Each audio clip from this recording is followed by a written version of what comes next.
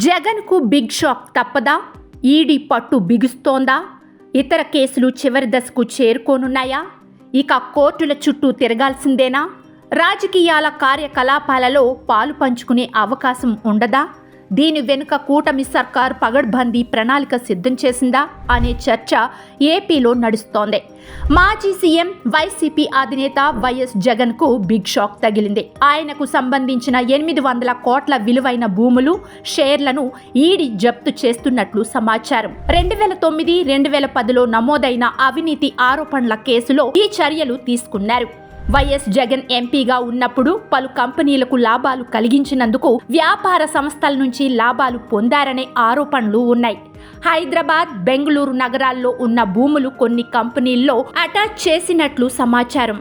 ఈ ఆస్తులు జగన్ వ్యక్తిగతం కంటే ఎక్కువగా ఆయన కుటుంబానికి సంబంధించిన కంపెనీలు, సహచరుల పేరిట ఉన్నట్లు సమాచారం. ఇప్పటికే ఈ కేసులో సిబిఐ విచారణ జరుపుతోంది. కాగా జగన్ అక్రమాస్తుల కేసులో దాల్మియా సిమెంట్స్ ఆస్తుల అటాచ్ చేస్తూ ఎన్ఫోర్స్మెంట్ డైరెక్టర్ నిర్ణయం తీసుకుంది. 793 కోట్ల విలువైన దాల్మియా సిమెంట్స్ ఆస్తులు ఈడీ అటాచ్ చేసింది.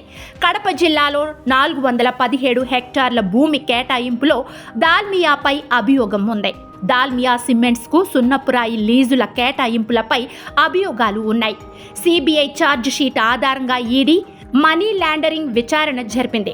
జగన్ 150 కోట్ల విలువైన షేర్లు హవాలా రూపంలో నగదు పొందినట్లు అభియోగం ఉంది. ఈ కంపెనీ జగన్తో కలిసి అక్రమంగా సున్నపురాయి గనులు లీజు పొందినట్లు 2013లో సిబిఐ ఛార్జ్ షీట్ దాఖలు చేసింది. ఇందులో జగన్ సుమారు 150 కోట్ల అక్రమ లబ్ధిని పొందినట్లు సిబిఐ అభియోగం మోపింది. 14 ఏళ్లుగా ఈ మనీ లాండరింగ్ కేసు విచారణ సాగుతోంది. ఇంతకాలం తర్వాత ఇప్పుడు ఈడీ దూకుడు పెంచడంతో జగన్ వర్గంలో జలక్ ప్రారంభమైంది. ఇక మిగిలిన కేసులు చివరి దశకు చేరుకుంటాయని అంటున్నారు. అదే జరిగితే కోర్టులు, వాయిదాలు, విచారణలకే సమయం సరిపోతుంది. ఇక రాజకీయ పార్టీ కార్యకలాపాలకు అవకాశం ఉండదు. అంతేకాకుండా కోర్టు తీర్పులు కూడా జగన్కు వ్యతిరేకంగా వస్తే అది ప్రజా కోర్టులోనూ ప్రతిఫలించే అవకాశం ఉంది.